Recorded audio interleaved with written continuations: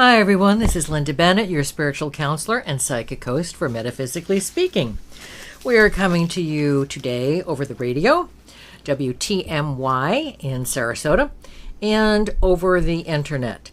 If you want to check our schedule, go to metaspeak.com and scroll around till you find where it says when the program is on. We haven't done one for a couple of months because I've been taking some time off, and I thought the last couple of shows we did were kind of intense and you needed time to digest them. And I want to thank all the new people who are joining us and some of the older people who are joining us who used to watch my television show regularly in Pinellas County. And to the gentleman who said, do you remember his name? My executive producer here. Hi. Shawnee, do you remember his name? I can't remember. Okay, I think I know who you are, and thank you for talking about the predictions that I made for the 2000 elections, and if George Bush was elected, we'd be in a war in a year. And then we had, my show went off the air a month before 9/11. In that market. And so how interesting, how prophetic. I got a bunch of interesting calls. Many of them were, Linda, we're so sorry we miss you. The others were, are you ready for this, people? How dare I take my program off the air when my information is needed? Boy, I only called one woman back and let her have it and said, by the way, you never came to classes. You never came to meditation. You never came for an appointment. You never walked the labyrinth. You never supported the temple in any way. So guess what? We're closed. So I want to thank those people for finding me on the internet and down in Sarasota. Where you have a television in the Sarasota market, where I also have a television show on Blab TV. Is it? Yeah. And it's some of the reruns from some of the other shows we've done before that you've really loved, and I got a lot of letters on. So we're going to be doing a show right now, and I'm calling it So the World Didn't End on December 21st, 2012. Now what? And remember, we talked about the fact that we don't really know what year this is, because when the Pope had went from the Julian calendar to the Gregorian calendar, what they were trying to do is consolidate the times and the dates, because regardless of what country you're in, it was a different date and it was a different time. So France was different from England, different from Germany, different from Austria, different from Spain, and so they're trying to bring some kind of sanity to what day it was.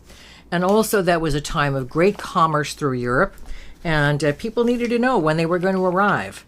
And people needed to know exactly where they were going to be at exactly what time. So the poor man who was charged with assembling this calendar really had no idea what date it was, because it depended upon what country you happened to be in and what province in the country. So we could be a year off, we could be 3 years off, we could be 30 years off. So we don't know. Okay, so what about the astrology of it and the astronomy of it? If you've seen the Nostradamus shows where they talk about his predictions for the 13th zodiacal sign appearing, which is going to be between Scorpio and Sagittarius, called Ophiuchus, that will be when the Milky Way lines up with exactly an opening in the galaxies. So it's like somebody opens double doors, pushes them aside, and there we are in open space. Well, depending upon what astronomer you listen to, we're darn close to that particular exact perfect degree of 0 degrees opening. So that'll be the real December 21st, whatever year, 2012. And the Mayans didn't predict the end of the world, they predicted the end of that calendar segment. In the Mayan calendar, they were called Baktuns. In the Hindu scriptures, they're called yugas. A day of Brahma, a year of Brahma, an age of Brahma. Brahma being the creative male aspect of God in Hinduism. So many of the calendars talk about the end of one cycle and the beginning of another. Now, New Agers were celebrating because they thought that miraculously somehow the sun would rise and we'd all be singing Kumbaya. There'd be no war, there'd be no poverty, there'd be no misery, there'd be no disease, everything would be fabulous. Obviously, that did not take place, nor is it likely to take place. Why? Because humans haven't finished learning their lessons. Humans are the dummies of the animal world as far as I am concerned. If a cat tries to jump on the counter but it's too high, it'll give it one or two tries and it says, okay, I got to figure out another way to do this. Humans, on the other hand, will keep trying to jump on the counter and bang their heads over and over and over again.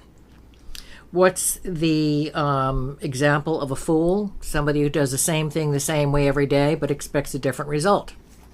Well, that's humans.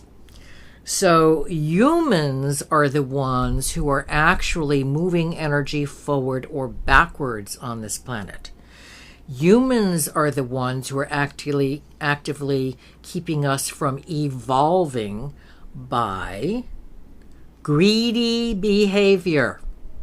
The 7 deadly sins. To me, greed is the one that the others feed off.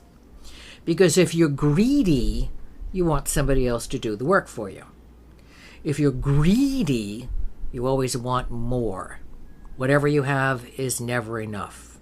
If you're greedy, you want power over others, and you'll do anything, including lie, to get it.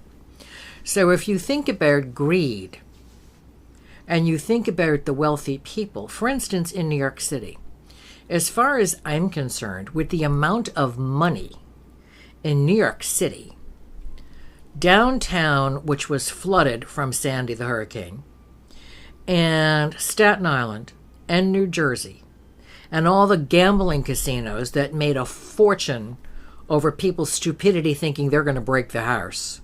Let me tell you something, people. Las Vegas is, to me, a cesspool. And who built it? All of you idiots who go out there and gamble. I went there once too often. Branson, Missouri is mostly focused on music. I don't know if they have any gambling there in Branson, Missouri. Do you know? Yeah, you don't know. Atlantic City, we know how that area was ruined by the casinos, by the prostitution, by the drugs that moved in. It's basically wrecked. But with all the phenomenally wealthy people and all the prosperous billion-dollar corporations in New York, there shouldn't be a home. My cousins still don't have a landline. They still do not have a landline in East Atlantic Beach. That's a phone I'm talking about.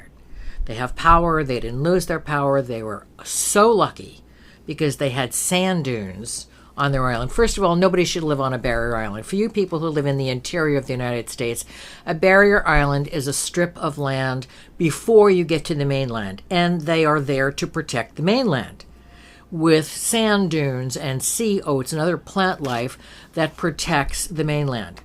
Nobody should live there. So that's a political hotbed of controversy. And with all the money, there shouldn't be a piece of garbage. All those homes should be rebuilt. New Yorkers, the wealthy people, should be helping others. And are they doing it? No. Maybe they're donating to the Red Cross to get a tax write-off. They can join any organization that's helping to rebuild the area and give their money. And nobody should be homeless. There are people who are still homeless.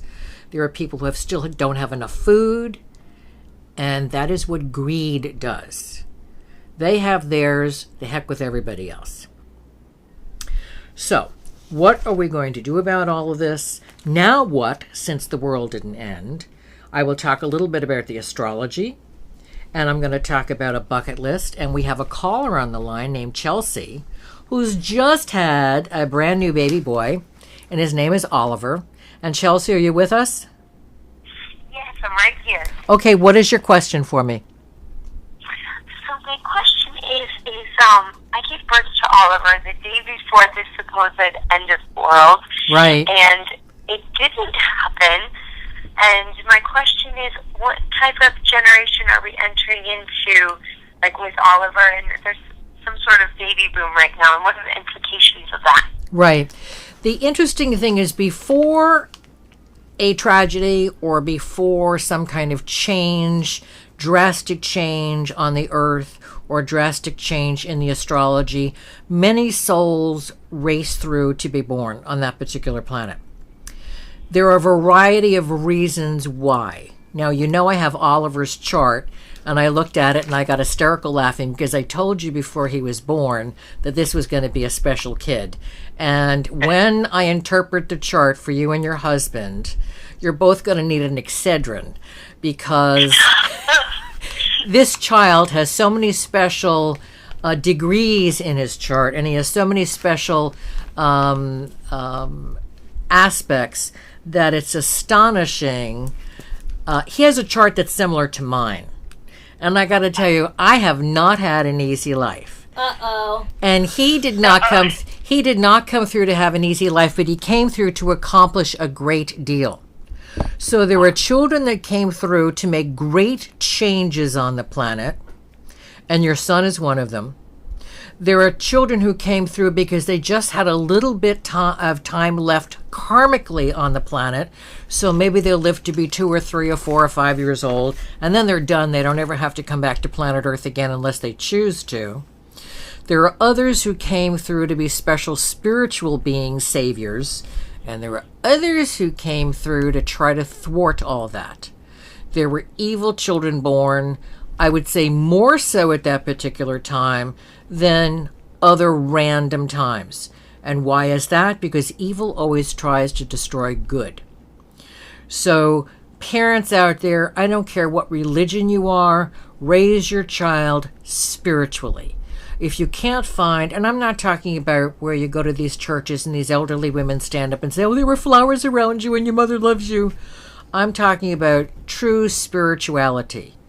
Introduce your child to the concept of organized religion, which is man-made, but the fact that our souls are created by something much larger. Whatever you want to call it. God, the force, the light, doesn't matter.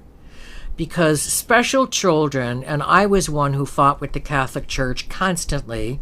I had a friend named Stephen, and I won't embarrass him by giving his last name, who fought with me when we were in class together. And the Catholic Church would try to tell everybody that you had to be Catholic to go to heaven.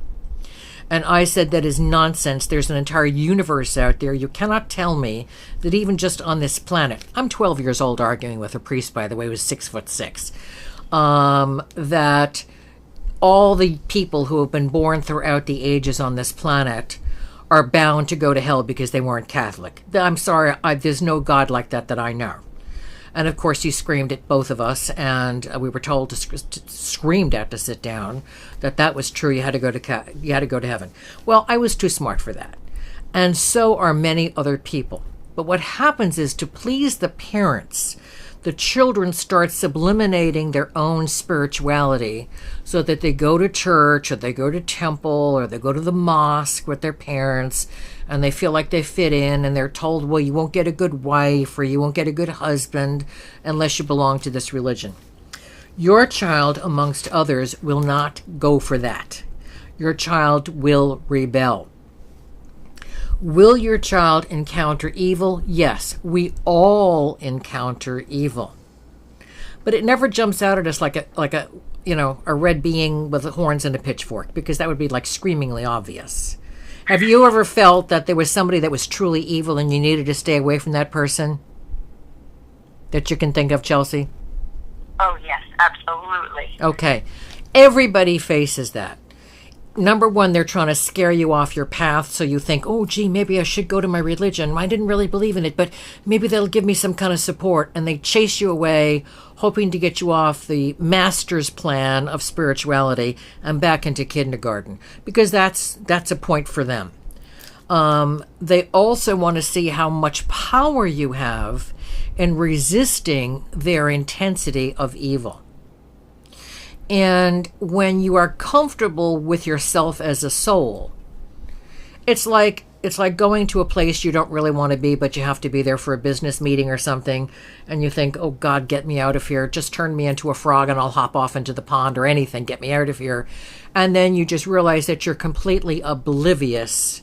It's like you're in a bubble. surround yourself in a bubble of light, and you're oblivious to all the chatter, all the gossip, all the mean things around you. Just walk around with a smile, glide around the room, find a place to corner yourself, and ignore the evil, the mean-spiritedness, whatever that is. We all go through that, and that is a test to see, are we going to be scared? Are we going to believe every single superstition that comes along, every rumor that comes along, or are we just going to be true to the fact that we know we're special beings? We're just as special as every elephant, every pussycat, every hummingbird. We're just as special as every star, every planet. We're just a different kind of existence. And your son and children like him who have been born in the last 3 or 4 years and are continuing to be born now are very much like that. Back in the 80s, they would call them indigo children. Those are children who are very psychic and very special. On A&E Bio, there's a show called Psychic Children or Paranormal Children. I can't remember what it's called. And it's about kids who have a great deal of difficulty with their skills, how they're humiliated in class. Believe me, I was humiliated in class. Called all kinds of names, and I can fully appreciate that there is this camp. There are 2 shows, one where they go to this camp with maybe 8 or 10 other kids, and then one show where just 2 or 3 kids go to a haunted site, which we're going to be covering in our next show, and they're free to display their abilities. They have a parent with them. They explain the child's abilities to the parent. At the end of the show, the kids feel normal. Because guess what? It's normal to know you're a soul. It's normal to know that you're part of the universe. And that's what this big transformation is all about. The new age of the Mayans, the new age of the Hindus, the Chinese age. We're now entering we have entered already the Chinese New Year of the Year of the Snake. And remember the caduceus, and everybody's saying, what's a caduceus? That's what you see on medical symbols. It is the staff with the wings and double snakes winding up and facing each other at the top. The staff is the spine, the wings are the soul, and the double snakes are the Kundalini energy, which I will be covering when we come back from this break. And thank you, Chelsea, for calling in. You have a special child. Congratulations. It's going to be tough. Thank you so much, Linda. You're welcome, Chelsea. Bye-bye now. And this is Linda Bennett. Welcome back to Metaphysically Speaking. We are coming to you on the radio in WTMY in the Sarasota area and on the internet. If you want to find us, and you just happen to find us by mistake, and you think, oh, how did I find them? Where did I go? Meta, M-E-T-A, speak.com. And you will find a variety of things on there, including a recommended book list, recommended television shows. And I've changed the Hail Mary, which is very special to me, which I'll explain in a minute. And Mary has come to me on many devastating situations and important situations in my life. And I've changed it because I don't like the Catholic Church version. And you can find other information there, including the air times of the show. And also in the Sarasota area on Blab TV, we have my television shows. So we've got a variety of different ways of being able to reach you. And if you'd like to leave comments or suggestions on different topics you'd like to see covered, please put it on metaspeak.com. And they're reviewed periodically, and we will definitely cover these topics for you, even if it's a small topic. And I don't mean, shall I sell my house and move back up north? I mean a topic that everybody is going to be interested in. Now, I was talking about the end of the eras of the Mayan calendar and the Hindu yugas, which are ages and days. And, you know, in the Bible, when it talks about 7 days, everybody at that time knew it didn't mean 24-hour cycle. Everybody at that time knew how many millions of years it meant. The year of Brahma, more millions of years. Age of Brahma, a couple of billion years. So when they say a day, it is not 24 hours. You know how long it takes for you to get back and forth to work. Do you honestly think you can create an entire planet in 24 hours? Did God go poof? No. Things evolve. By the way, evolution Cut the nonsense argument, people. It's evolution within species. Remember, if you're going to evolve, you evolve out of what you were and into something new. We wouldn't have mosquitoes if we used to be mosquitoes. And I'll make this clear because somebody asked a question about it again. When you are going to inhabit a planet for more than 2 or 3 lifetimes, you go into each natural formation of life on the planet. So you, as a human soul, would go into a rock and share the rock soul for a while and get an experience of what it's like to be in the sun, in the moon, in the rain, in all different kinds of weather, have people sit on you, have people throw spitballs at you, whatever it is, have deer come rub their backs up against you, and you experience that. But you're still a human soul. Then you might go into a tree and get the idea of what it's like to be a tree and to experience the exchange of carbon dioxide and oxygen, and know that you're an integral part of the planet. If there were no trees on this planet, there would be no planet. No ocean, no planet. Because of the exchange of oxygen, which we need during the day, and they give out oxygen and take in carbon dioxide, and at night it's the reverse because we need less oxygen. And so therefore it's a chance to recycle the air. Then you might inhabit the body of an elephant or a chicken or a fish. Now, and how long would you be in this? You could be in it for a day, or you could say, gee, it's fun being this giant redwood, or it's fun being this oak tree, or it's fun being this weeping willow, and be in there for a year. It's up to you. There's no rule. It's up to you to experience and get as much out of the experience as possible. Does it mean you're a tree soul? No. God knows the difference. The angels and the archangels who watch out for this planet bloody well know the difference between a tree, a frog, and a human. It's like when you change clothes. Are you the tuxedo or the formal gown that you wear to the special event? Or are you the jeans and sweater you wear hanging around the house? You are the same being in a different costume. So you're just getting a different experience. So at the end of an era, people are supposed to be paying attention.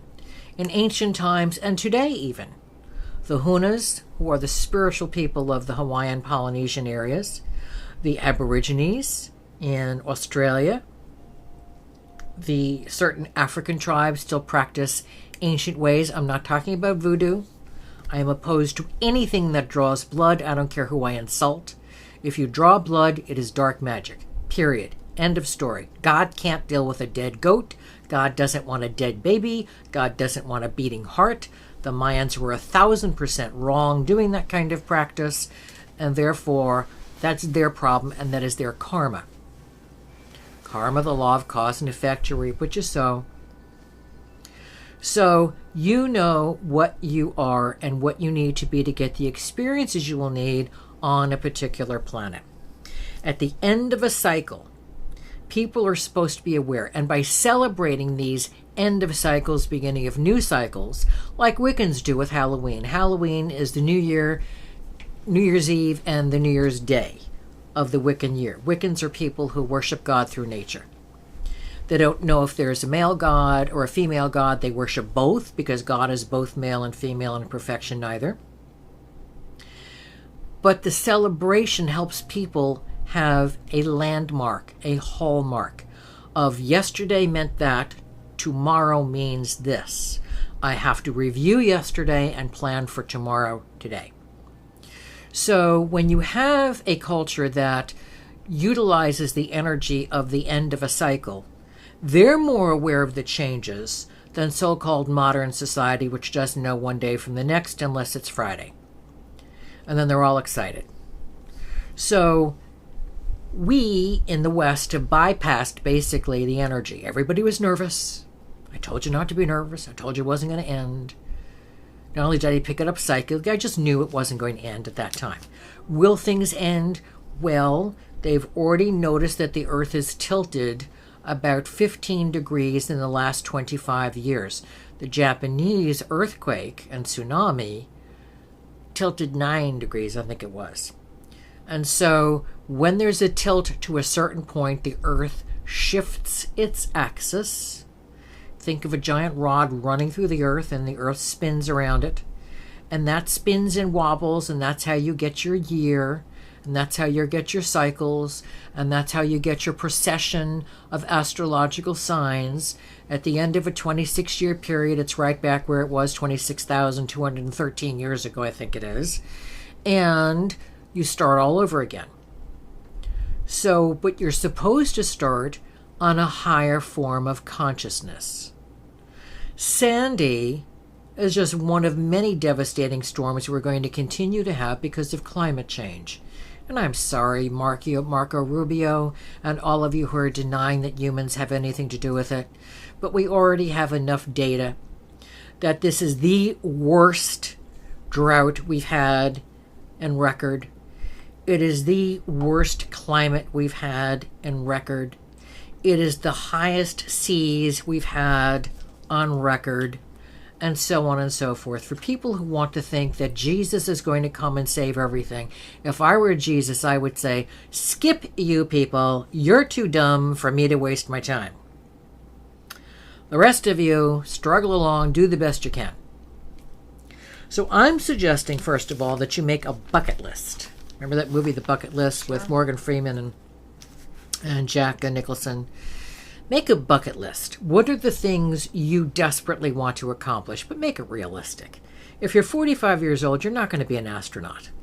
I got a flash for you. It's not going to happen. You're not going to be a sniper in the service. Unless you were in the service as a sniper and they need you because you have a particular skill. Make it realistic. You're not going to be a Broadway star belting out Broadway tunes if you're 50. So make it realistic. If you want to have a vegetable garden, then go to your county extension center, go to your local nursery, find somebody in the big box stores who knows something about a vegetable besides you're supposed to eat it, because I find those people very unhelpful by and large. Find somebody who can help you. Find somebody in your neighborhood, or go to a local farmer and say, I want to start a little sustainable garden, and remember the bunnies. Now, I have a water-wise, it's called a lawn. And at the front of my lawn, part of it is jasmine, ground cover jasmine. The other part, we are now on the second and possibly the third replanting of jasmine, because the chubby bunnies in my yard love to munch on those fresh, green, tender little leaves of jasmine. And so the 15 jasmine plants have been chewed down to the nub. My lawn man was supposed to put chicken wire over them and did not. He'll be putting chicken wire over the next batch, I guarantee you. So I don't use pesticides because I want the animals to be welcome in my yard. And I have everything here, including coyotes, unfortunately. And I know this because my pond is suddenly half empty in the front. And the angel used to get knocked over into the pond, and I got tired of that, so I put the angel off to the side, and I changed the fountains. I'm thrilled to be helping an animal get water, but not a coyote. And all of you who like coyotes, bless your little hearts. I like wolves. I don't like coyotes. They're fearless. They will come into your house. They have no boundaries. Most animals have boundaries. Most people have boundaries. I wouldn't do this. I would do that. Coyotes do not. Another topic of conversation. So make your bucket list. Put at least 5 or 6 things on there that you would like to do. Or put things on there that you've always wanted to do, but you say, I don't have anybody to go with me. Go yourselves. Years ago, I wanted to go see a movie. I can't remember which one it was, and nobody else wanted to go, so I said, hell with that. I'm going to go myself. I took myself to the movie in the afternoon, and guess what? I didn't fall down dead from loneliness. I was absorbed in the movie. I wasn't listening to anybody munching popcorn or whispering in my ear. It was a great experience. I enjoyed the film, and you can too. If you're afraid to go to the beach by yourself, go to the beach by yourself. I don't suggest you go out into the woods if you've got bear and coyotes by yourself. I don't think anybody should go into the woods these days by themselves because of the wildlife. It's been very successful with bear regeneration. Wolves are not going to bother you. Coyotes will. And guess what? You can get trampled by a moose up in Maine. So go with another person. Carry a cell phone if there are going to be towers, or a CB radio with you. I used to like CB radios. If I ever take another long distance trip, there will be a CB radio back in my car so that you have communication, because accidents happen. You can twist your ankle. So do things that you would be afraid to do by yourselves ordinarily.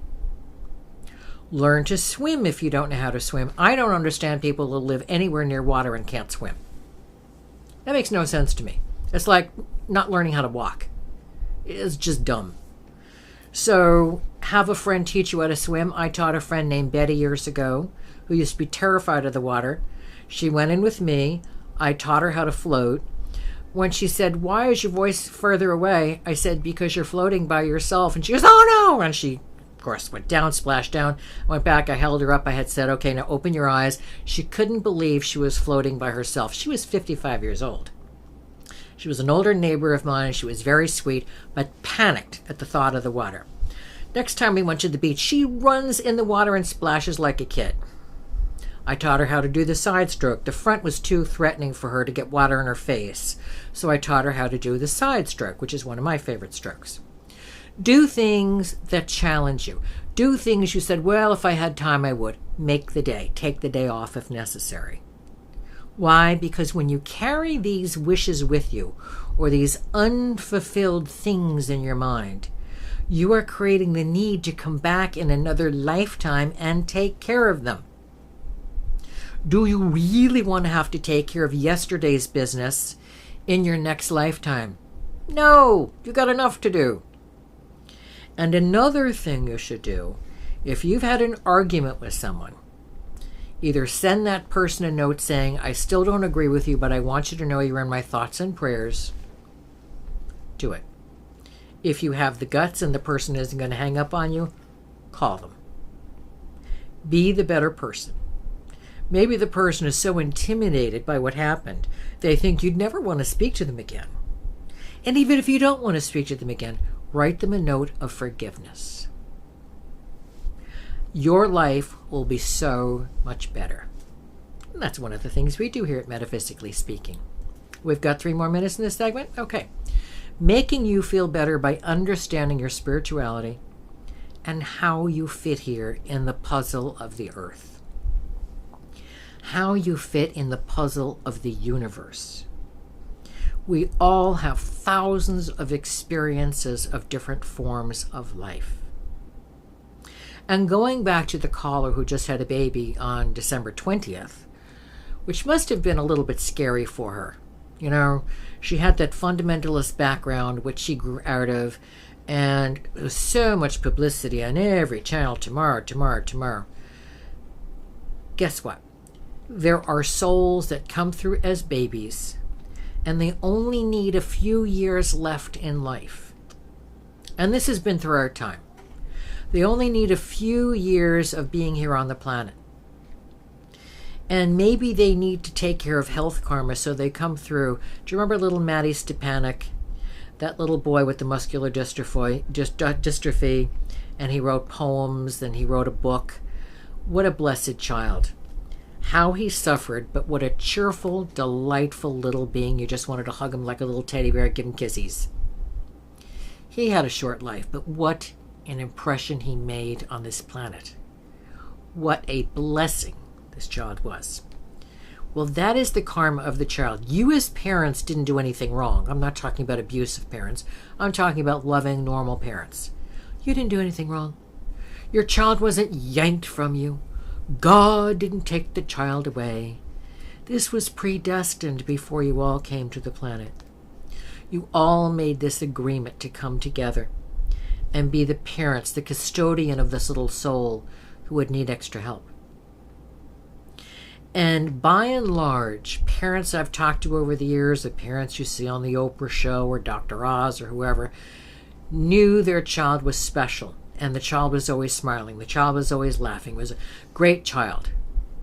The child was here to finish up his or her karma and to make an impression of love. which is the universal understanding of God. Because we are all important sparks of the divine light. If you remember nothing else, remember that. We'll be back in a moment. Okay, welcome back. This is Linda Bennett with Metaphysically Speaking. And you can find us on WTMY out of Sarasota, on Blab TV in the Sarasota area, and also on metaspeak.com, my website, YouTube. And on YouTube. And if you have any topics or comments or anything you'd like us to cover here on the program, please enter your comment or your topic that you'd like to see covered, and we will definitely review it. And even if it's just, what does it mean to be a Gemini? What does it mean to be a Virgo? What does it mean to be, doesn't matter. What does it mean that I was born on the full moon?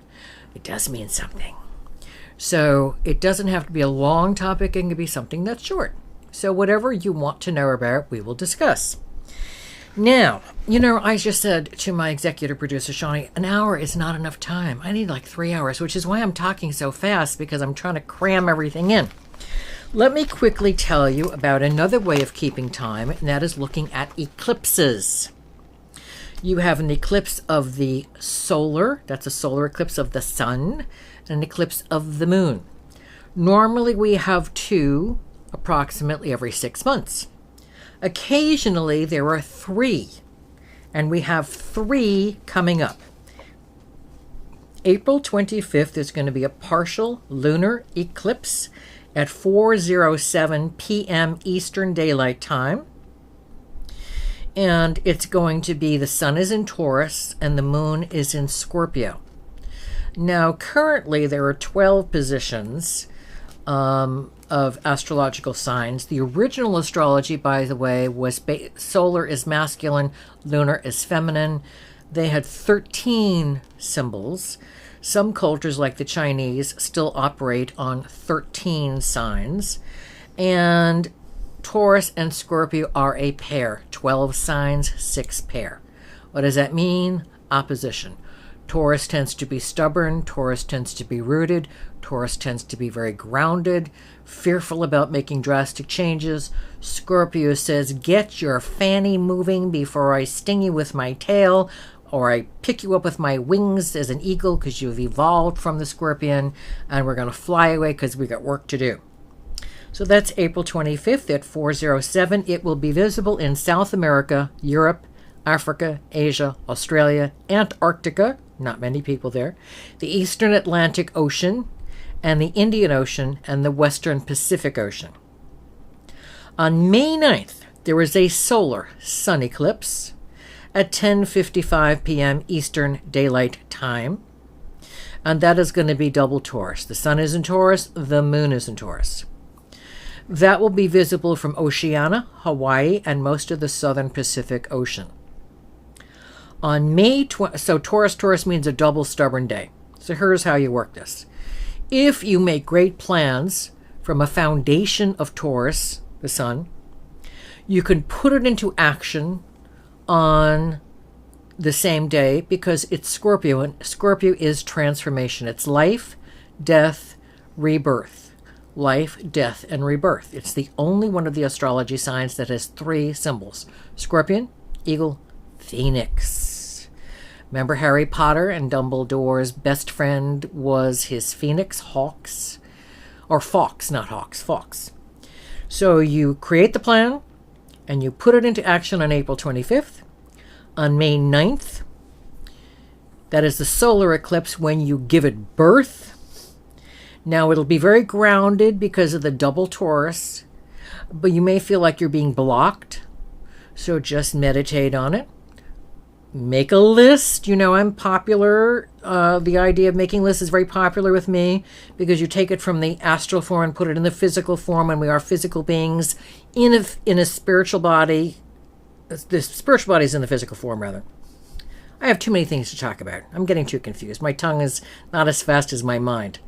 So on the solar eclipse, remember, things give birth at the sun and they come to fruition at the moon. If you're a farmer, you know that, and you know when to plant.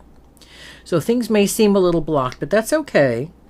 Just let them slowly evolve. And on the 25th of May is the second lunar eclipse, which is 12:10 at night, Eastern Daylight Time, and it's in Gemini, Sun, Sagittarius, Moon. It will be visible from North America, South America, Western Europe, Western Africa, Antarctica, and the South Pacific Ocean and the Atlantic Ocean. This means the ideas, the thought patterns, the communication skills, everything you are thinking of should have come to fruition, and Sagittarius takes the communication skills of Gemini and spreads them in a vast way. So maybe you want to write a book report if you're in school, or maybe you want to write an article, or maybe you want to write a letter to a family member or a spouse or a child. Maybe a lot of parents, and I tell this to parents when they say there are things in the family that the kids should know but not right now, I tell them to write a letter for the child to get in the future, to be given on the 21st birthday, 25th birthday, the 30th birthday, whenever you think the child should know. By the way, now with the internet, there's almost nothing they don't know.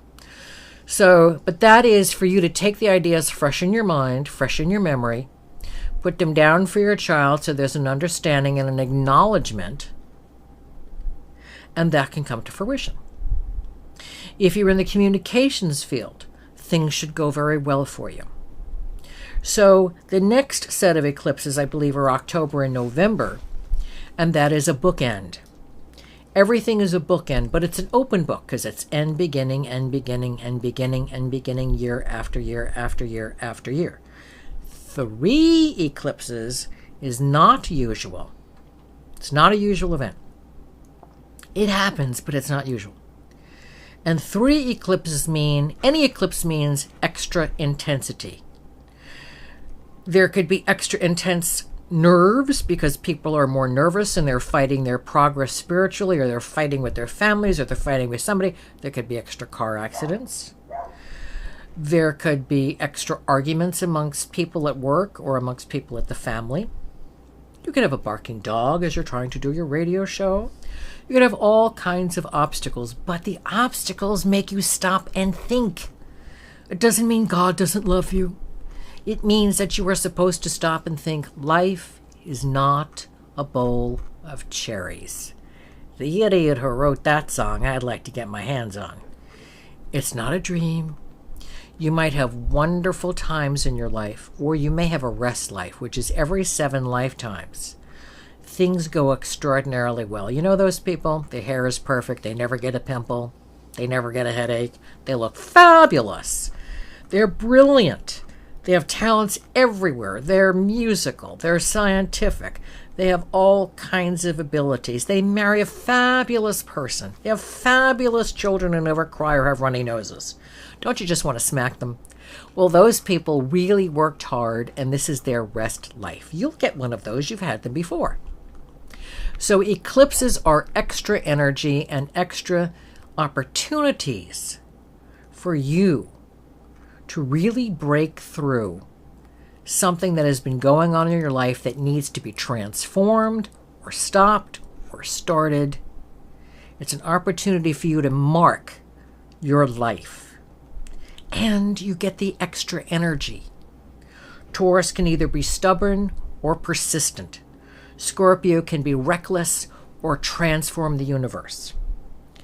Gemini is the universal male aspect of God and communication. In ancient astrology, it was twins, but it was a boy and a girl because God is both male and female, and in perfection, neither. Sagittarius would be what the Catholics call the Holy Ghost, the announcement, the information going throughout the universe. So you have the opportunities to make plans, to see them flow through, and then to be conversant about them, share the lessons you learned with other people, talk about how you proceeded to get something done, explain so perhaps they can use some of your techniques, let them share their techniques with you. But they're time markers. They're chances for you to really move forward.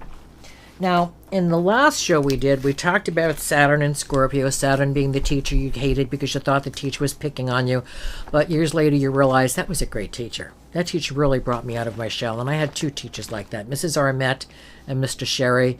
I want them to be in heaven with angels and pussycats and puppy dog, whatever they want. I want that for them, for what they did for me. Because I used to, believe it or not, be very shy. I would cry when I was called on in school. Tears would go rolling down my face. They'd say, Linda, what's wrong? They began to realize what was wrong. I would hide in the back. They'd always call me up to the front. First day of math class, I had Mrs. Armette in junior high, and I barely got through math. I would get the answer psychically, but they didn't like that because you have to prove it out on a piece of paper. It didn't work for me. So she came back in, I guess it was 10th grade, and she looks around the room. She says, hi, everybody. Hi. Linda, get up front and center. I was way in the back, front and center. And bless Mrs. Armette, she got me through math class, or I'd still be back in high school trying to get out because I couldn't graduate math. So that is Saturn. Scorpio is the power to create life, to maintain it, and then bring it to an end and see it reborn again. So Saturn is telling everybody with Scorpio in their chart, plus the entire planet, to make your life work, make it move forward, make improvements. Get rid of people who are destructive and evil, whether they're alcoholics and they're dragging you down, whether they're drug users, whether they're gamblers.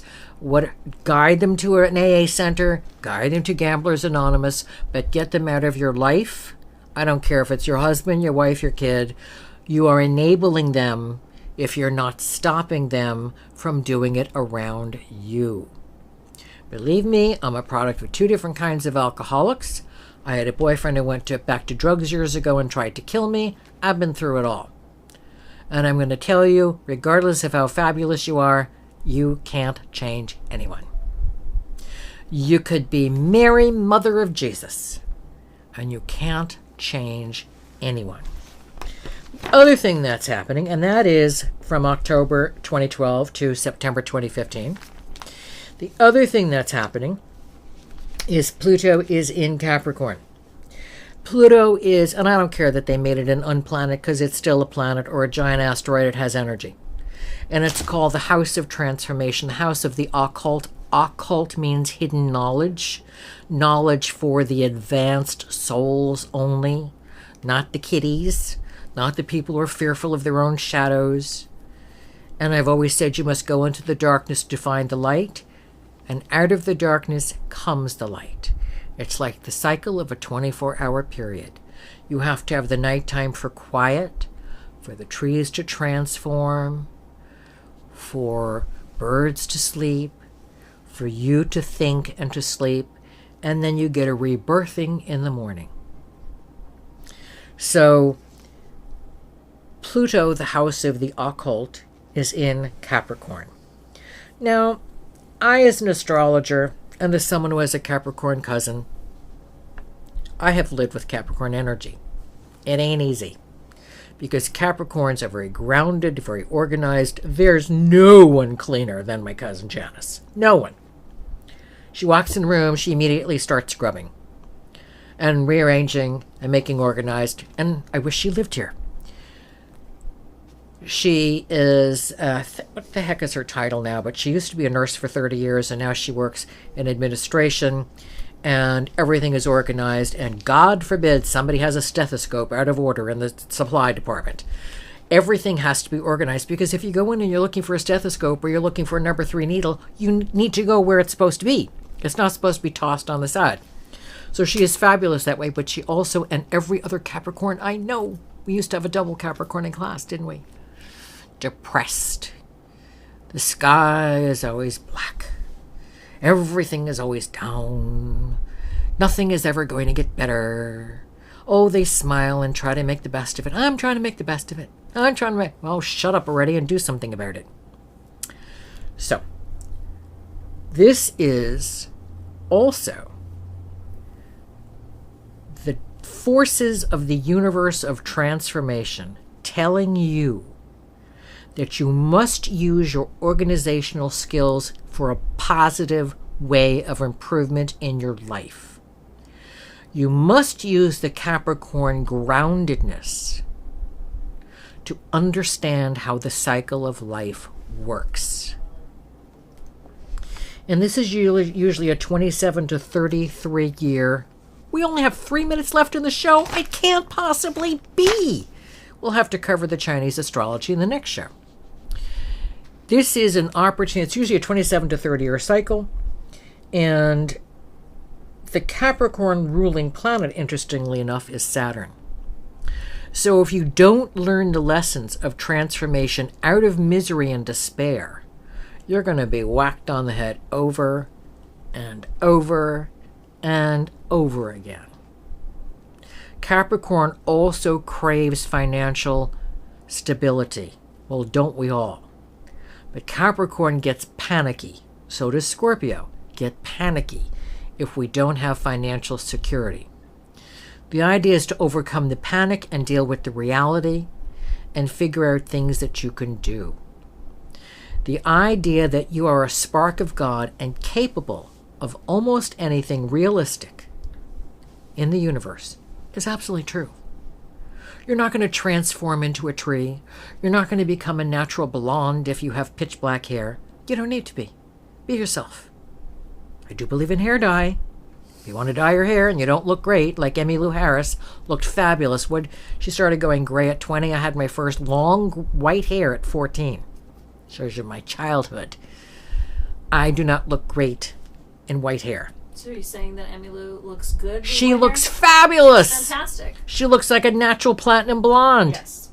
And she's been that way for the last 100 years. If you look great, great. But don't turn into an ancient grandmother if you don't need to and if you don't want to. You are capable of transforming yourself because as a spark of God, you have the power of creation, recreation, finally dying when it's your time, preparing for your next lifetime and popping into another body. It is the cycle of life. It is the cycle of planets. It's the cycle of trees. It's the cycle of forests, of animals. It is the cycle of everything. Creation, living, dying, reborn. That is the 3 stages of life. I'll have to do the Mary prayer in the next show because Mary is the symbol of 3 of the stages of life. And thank you for joining us on Metaphysically Speaking. Catch us on metaspeak.com, and we'll be with you next time. This is Linda Bennett signing out.